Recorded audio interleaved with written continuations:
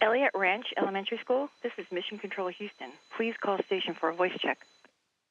Station, this is Elliot Ranch Elementary School. How do you hear me? We hear you loud and clear.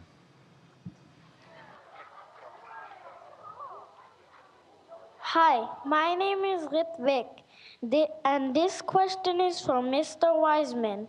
How much gravity is in space? Well, that's a great question, because right now my commander here, Steve, he can just pick his feet up. He can float all around. So as far as we can tell, there is no gravity up here. But we're actually being pulled around the Earth, and the gravity that's affecting the space station is almost exactly what you're experiencing right now on the ground. We just don't realize it up here.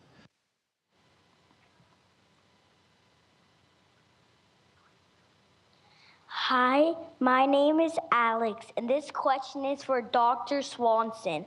What planets can you see? Well, Alex, we can see the same planets you can see, pretty much. And they're just like we look out at our night sky, it's kind of like your night sky. It's just a little clearer, and the stars and the planets don't twinkle because we don't have any atmosphere to see them through.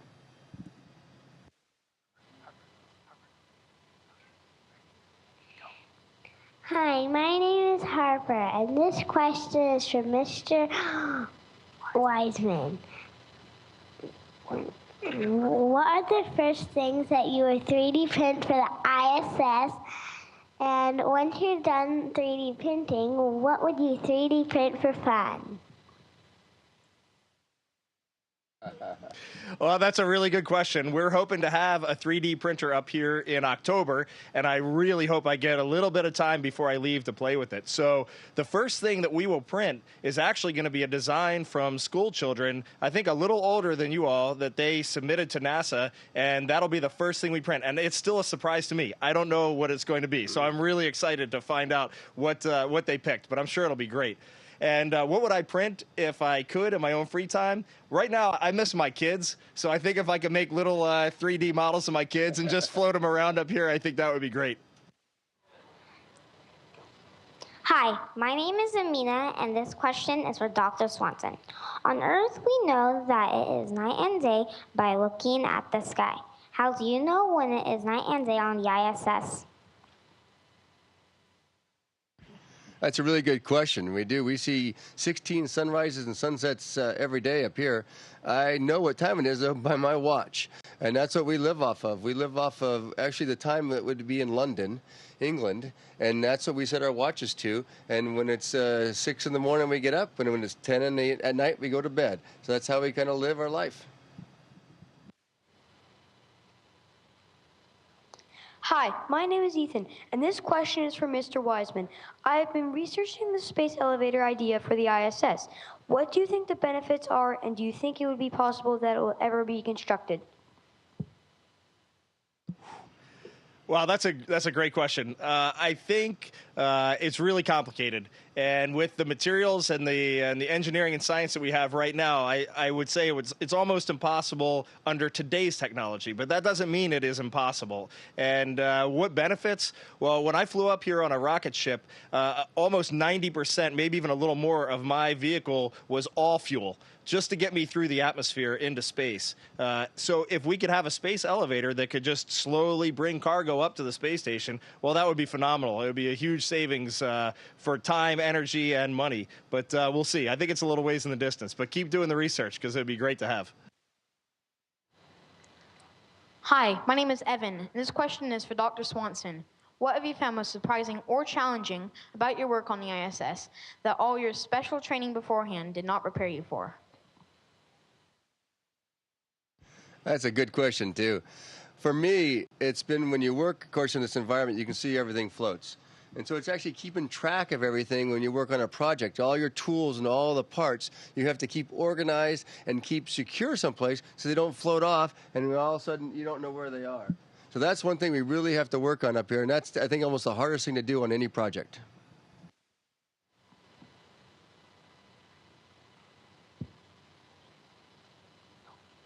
Hi, my name is Manasa, and this question is for Mr. Wiseman. What projects are you currently working on? So we're super busy right now. With more than playing with balls here, but it is fun. And so what I'm currently working on, we just finished up some pretty interesting flame research. And right now we're installing some new science racks over in our European module that actually has a electromagnetic levitator in it. And we will have molten spheres of metal alloys that we will float in there and research what happens to them in all different sorts of states. So that's going to be really amazing. And we're spending a lot of time with that right now. And then I think tomorrow Dr. Swanson has a really amazing activity.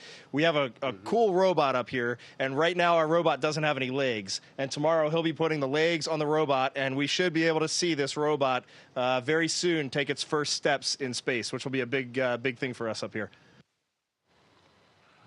Hi, my name is Gemma, and this question is for Dr. Swanson. I like doing chores. However, if I were doing chores in zero gravity, it would be a lot more fun. What chores do you enjoy doing most when you are in space, and why? That's a good question. I mean, I really do enjoy working up here in the zero gravity environment. It makes everything so much more fun. And for me, for the chores, almost anything again is good, but I think I like to repair things. So when things break around here, I kind of get excited because I get to repair something and take it apart, see how it works, and put it back together again and fix it. And that's it's the best thing for me.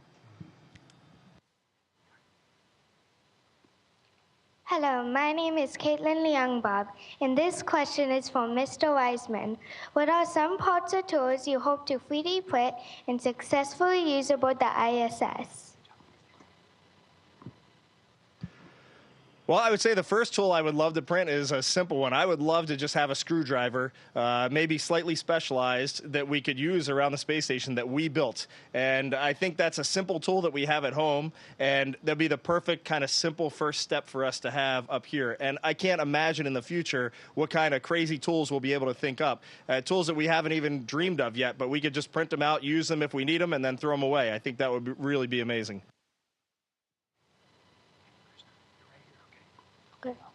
Hi, my name is Krishna, and this question is for Dr. Swanson. How do we prevent or protect the ISS from solar flares or storms? Good question.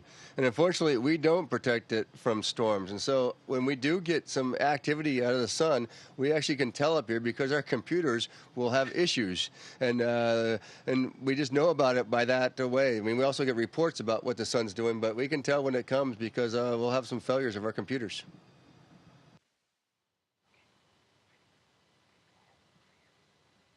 Hi, my name is Disha, and this question for Mr. Wiseman. What's your favorite object on Earth to observe from the station? Great job. So my favorite thing to look at on Earth from the space station, well, I don't want to answer it this way, but everything. The mountains look amazing in the western part of the United States. The oceans are so blue and they're so vast. The deserts in Africa, the way the wind blows the dunes. At night, looking at city lights is absolutely incredible. And then just last week, we had a solar event that provided the most amazing aurora. The northern and southern lights that we can see at night are just these green weaving snakes or worms going through the atmosphere, and we're flying among it. And it's absolutely beautiful to see. Hi, my name is Samuel, and this question is for Dr. Swanson. How can I become an astronaut? Well, that's a good goal in life. We both had that same goal. And for us, it just takes hard work, just like anything else. You have to do well in school, and you have to find something that you really enjoy doing. And it does have to be, most likely for us, have to be in the science or math or engineering related technologies.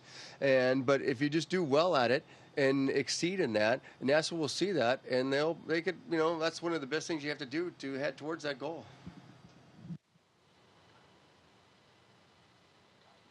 Hi, my name is Matthew, and this question is for Mr. Wiseman. What kind of food do astronauts have to eat to have a healthy, balanced diet? Well, that's two different answers. The foods that we have to eat and then a healthy, balanced diet. So I've actually gained a couple pounds since I got up here, so maybe I need to eat just a little bit less. But all of our food is shipped up from the earth, and it's basically called shelf-stabilized food, so it'll last for many years. And it mainly comes in little pouches, and we just rip a pouch open, and inside will be, I don't know, chicken fajitas or maybe some sort of beef enchiladas. And really, the food is actually pretty good considering how stable it is and how long it lasts. So I eat a diet pretty much like yours. The only thing I don't get is an occasional pizza, and I would love to have a pizza right now.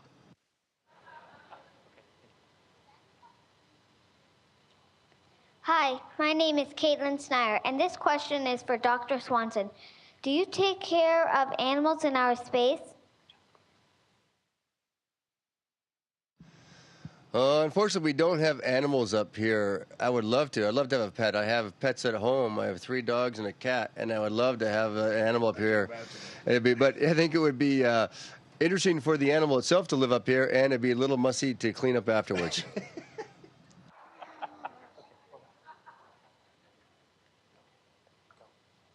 Hi, my name is John, and this question is for Dr. Swanson. Do you have any favorite games that you like to play when you have free time?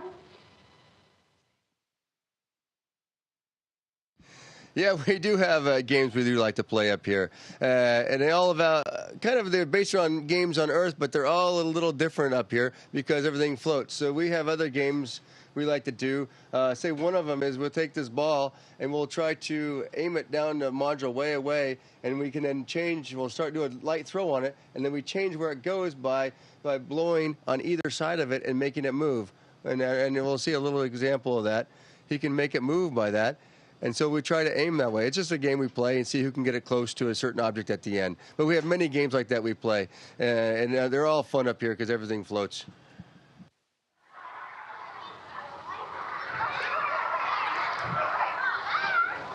This is Brian McNeil, the principal at Elliot Ranch. That completes our questions. Do you have time for one more?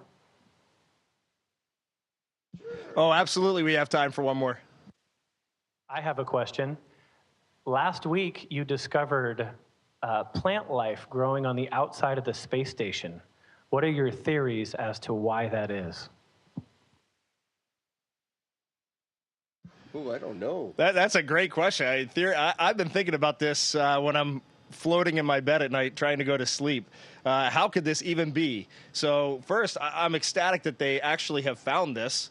And it's just one of the many amazing things that happen up here when it's the unexpected discovery. I think that's my favorite part of living on the space station. Here's something that we didn't think was possible. We never even thought to look for it. Here they're looking for it, and we find it. And now we got to answer those questions that come from that, and the answers are going to be amazing. I guarantee it. Well, we'd like to say thank you, Mr. Wiseman and Dr. Swanson, for your time. We know you're very busy. This completes all of the questions from Elliot Ranch Elementary School.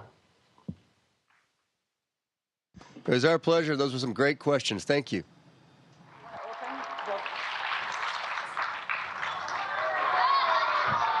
I believe we have time for a question from the crowd, possibly.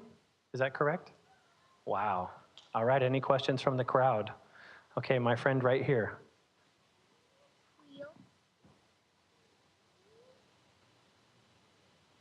We have a question from the crowd. Is aliens real? Are aliens real? Well, that's a good question. I don't know. Sometimes I think he might be alien, but that's a different story. But no, I don't know for sure. You know, but the way I look at it is there are so many planets out there that could be possibly have life in this universe that we have. I mean, it's an enormous number that it almost seems to be there has to be something out there. I don't know what it is. I don't know where it is, but the odds are there's something. All right, Mr. Wiseman and Dr. Swanson, thank you again so much for your time. We'll let you get back to your busy schedule. We appreciate your expertise in sharing with us. Our pleasure.